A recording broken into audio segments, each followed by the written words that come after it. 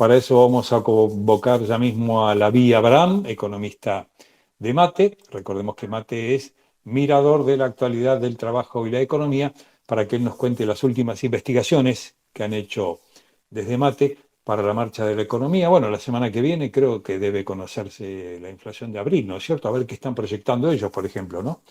Lavi, Néstor Zula, ¿cómo estás? ¿Qué tal, Néstor? Buen día, ¿cómo te va? Gracias por el contacto. No, a ustedes por atendernos. La vi, ahí tengo el informe de ustedes. Bueno, ustedes están estimando una inflación. Lo que pasa que, claro, es interesante esto que plantean ustedes. Hay dos inflaciones, ¿no?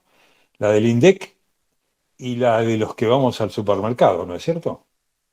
Nosotros lo que estamos haciendo es, al igual que varias consultoras también, es repensar o recalcular la inflación en función de los consumos reales de las personas, porque el INDEC utiliza un sistema de ponderaciones basado en encuestas del año 2003 y 2004.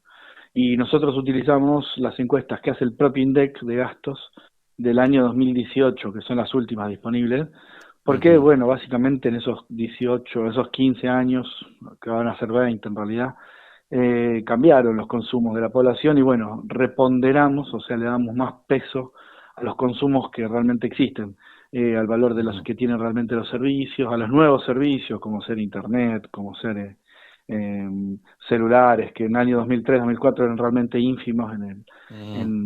en el consumo, y bueno, así, y pensando, bueno, un poco más en las necesidades y tomando una canasta que usan los trabajadores y trabajadoras. Y para hacerla corta, básicamente la inflación es Sí, sistemáticamente más alta en el último año y medio de lo que publica el INDEC, porque claro. efectivamente estamos ponderando otras cosas y nos da que, bueno, en el último año INDEC Ujú. da 56 puntos y para nosotros son 65. Y si Claro. miramos un poco más para atrás, tenemos más de 25% de diferencia entre que empezó este gobierno y ahora en la medición total. Claro, claro. Esos hábitos de cambio de hábito de consumos son, vos me decías, bueno, tecnología, celulares, no sé si la gente compra más computadoras, compra más cosas vinculadas a la computación, al home office, que tuvo un despegue después en plena pandemia, que también lleva otro tipo de insumos, otro tipo de consumo. ¿Solamente en tecnológico hay cambios de hábito? No, también en qué cosas se consumen, perdón, de alimentación, bebidas, etcétera. Sí, son cambios Sí, que son lentos en la sociedad y por eso se hacen encuestas cada muchos años, evidentemente, no se hacen todos los días. Eh, pero efectivamente sí hay cambios también en los consumos, decía, en los servicios claro. y en la energía, que también tenían otros precios. Bueno, y también en la alimentación, en el tipo de Claro. cosas que se consumen. Es como bastante grande, digamos, la muestra de productos, entonces, bueno, es difícil Sí. por ahí puntualizar en qué, pero sí, De, efectivamente son cambios de hábito, de largo hecho, plazo. hay caídas históricas en el consumo de carne, ¿no? Sí, eso nosotros no estamos viendo como esta encuesta no es de ahora, pero sí, Mm. efectivamente es un ejemplo de lo que puede pasar cuando en el largo plazo hay caída y se consume menos carne, se consume más pollo, se consume más cerdo. Bueno, Mm. efectivamente hay diferentes ponderaciones y eso es lo que nos hace ver que, bueno, el INDEC debería hacer este trabajo que estamos haciendo nosotros y que hacen Mm. distintas consultoras, porque un aumento de la inflación, un aumento de la inflación pega en otras variables también. Por ejemplo, en la medición de la pobreza. Si nosotros vemos que sistemáticamente la inflación es mayor que la declarada, esto implicaría que hay mucha gente que es pobre y no lo sabe, por decirlo de alguna manera, porque efectivamente no puede comprar Claro. una canasta básica que el INDEC dice que sí puede comprar. Entonces, bueno, está Sí, subestimándose la pobreza también, digamos, hay claro. varias cosas relacionadas con esta medición de los precios, inclusive el propio Producto Bruto, bueno, en fin. Mm. ¿Y el salario, que el salario privado y el salario público? Yo Bueno, creo que han caído, hay ¿no? Han pedido, por lo menos perdieron poder adquisitivo. Sí, perdieron poder adquisitivo, mucho más por supuesto los trabajadores del Estado, ya que bueno, nosotros tenemos un presidente que dice públicamente que él ha venido a destruir el Estado desde Ujú. adentro y Ujú. bueno, me parece que hay una evidencia muy clara de esto, es que las trabajadoras y trabajadores del Estado ganan un sueldo que es aproximadamente entre 20 y 25% más bajo que lo que era al inicio de este gobierno, en términos de poder adquisitivo. Más de 20% de pérdida de poder adquisitivo, que además no se ha recuperado nunca. En el caso de los trabajadores del sector privado, sí hubo una caída también importante al inicio del gobierno, pero una leve recuperación en la segunda mitad del año, que no llega a compensar lo perdido.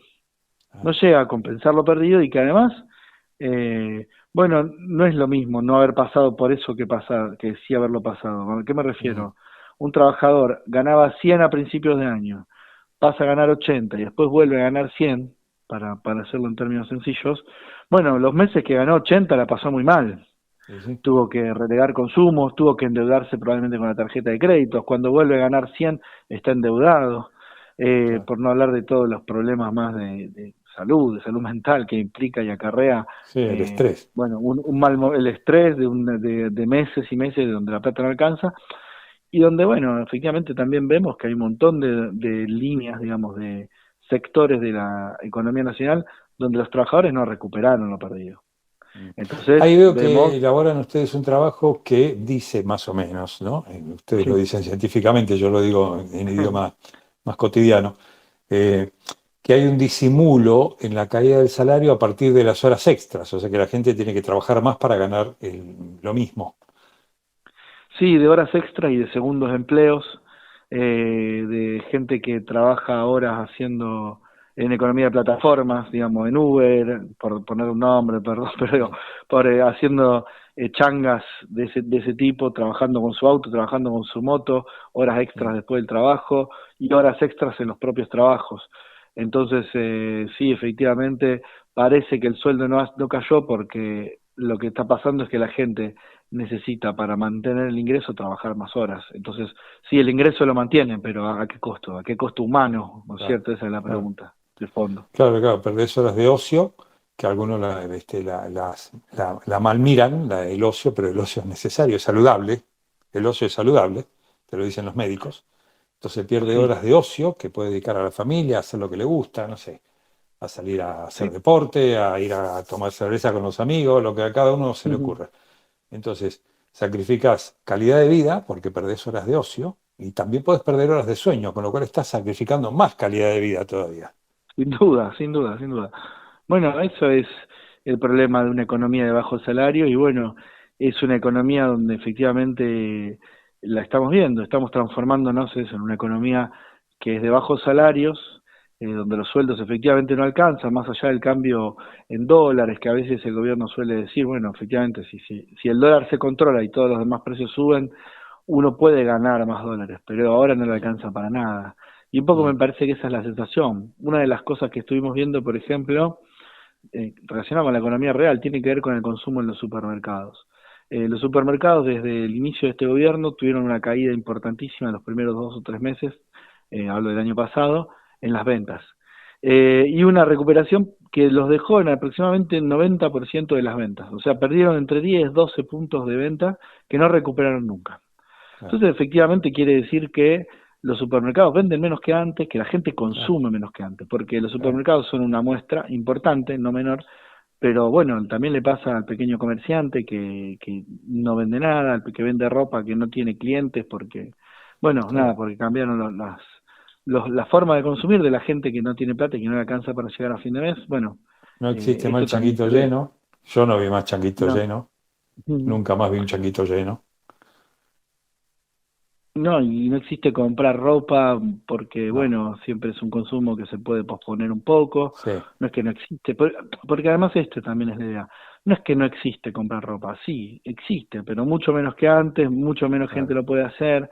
claro, Insisto, los supermercados no están vacíos, pero venden 10 puntos menos que hace un año atrás, diez por claro. ciento menos. Es una caída catastrófica, 10% de Sí, ventas en los sí, sí, sí. supermercados en un año. Ahora, acá hay Es una caída. también en el estudio de ustedes algo muy importante, que es la repercusión de la caída del salario, porque eso repercute en las obras sociales, Sí. repercute en el servicio de salud que pueden prestar los sindicatos y repercute también en ANSES, ¿no? En menor Claro. recaudación para pago de jubilaciones.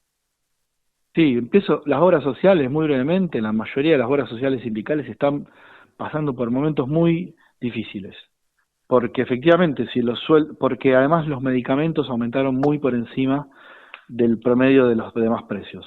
O Sí, sea, si hubo 100 de inflación, los medicamentos más o menos aumentaron 300. Esa es la relación, 3 veces. Entonces, las obras sociales que recaudan menos, mayores costos, bueno, efectivamente todas las obras sociales sindicales, prácticamente todas, están pasando momentos muy difíciles, están comiéndose los ahorros, bueno, la están pasando mal y no se sabe cómo van a ser para adelante. En tanto, lo que decía, sí, bueno, en la propia ANSES recauda menos, los salarios son más Claro. bajos, se recauda menos, con lo cual es más difícil costear las jubilaciones y hasta los propios sindicatos también la están pasando mal porque no recaudan la plata de las cuotas sindicales. Bueno, efectivamente hay toda una cadena relacionada con lo salarial que está pasándola mal. ¿Cuánto calculan ustedes la caída del poder adquisitivo del jubilado? Un 27%. Además, la jubilación está estancada. Por ahí hay Está una paritaria estancado. para los trabajadores del 1 o 2%, pero las jubilaciones están clavadas. Las clausulaciones están clavadas porque la ley que se sancionó a principios del año pasado la ata la inflación pasada, con Mm. lo cual en términos reales nunca van a ganar más. Es decir, si hay 3 de inflación, 3% de inflación, habrá 3% de aumento de jubilación, y si hay 5 habrá 5 y si hay 10 habrá 10, pero nunca va a ser mayor el aumento de la inflación que la inflación, el Ni aumento de siquiera las mueven el jubilaciones bono. que de la inflación. Claro, y el bono que se dio durante el año pasado quedó clavado también, Mm, ese sí nos aumentó, son 70.000 pesos desde mm. hace más de un año, bueno, entonces esos 70.000 pesos ahora también perdieron poder adquisitivo, así que bueno, sí, los jubilados son la gran variable de ajuste de este gobierno, Correcto. es la Sí. obra pública y los jubilados, en ese orden, Y pero hay, los jubilados, y, sí. sí, ¿y hay una transferencia de capital de un sector a otro? Hay sectores del capital que están ganando, en los sectores, bueno, por supuesto energético, que es la gran vedette de esta Sí. época. Eh, También hay, bueno, la industria metalúrgica o la industria metalmecánica está perdiendo frente a las importaciones y le está yendo peor. El sector financiero siempre, si bien había sido muy beneficiado en el esquema anterior, siempre sale ganando el sector financiero. Y bueno, el sector exportador, agroexportador, agroalimentario, que bueno, tiene sus precios siempre atados al mercado internacional y no Claro. pierde prácticamente nunca, así que bueno, sí, siempre. Pero hay sectores de la industria que les está yendo mal, sectores de la Mm. construcción que les está yendo mal, sectores Claro, del comercio, te decía antes, comercio minorista, bueno, un montón de claro. sectores del mercado interno, atados al mercado interno que les va muy mal. Te hago por último una pregunta, ya fuera del tema del análisis que estábamos haciendo a partir del informe de Mate. El gobierno está apurando esto de sacar los dólares del colchón. Bueno, se encuentra con que hay normativas, ¿no? O sea, que vos tenés que explicarle dónde sacaste la plata. Entonces se choca con normativas de leyes de antilavado y, bueno, está viendo cómo la saltea, quizás la saltee por algún decreto. Pero ¿qué significa esto entonces en términos prácticos? ¿Cuál es el mensaje? ¿Cuál es el mensaje de traer los dólares del colchón, por favor? ¿El mensaje es de un pedido de auxilio?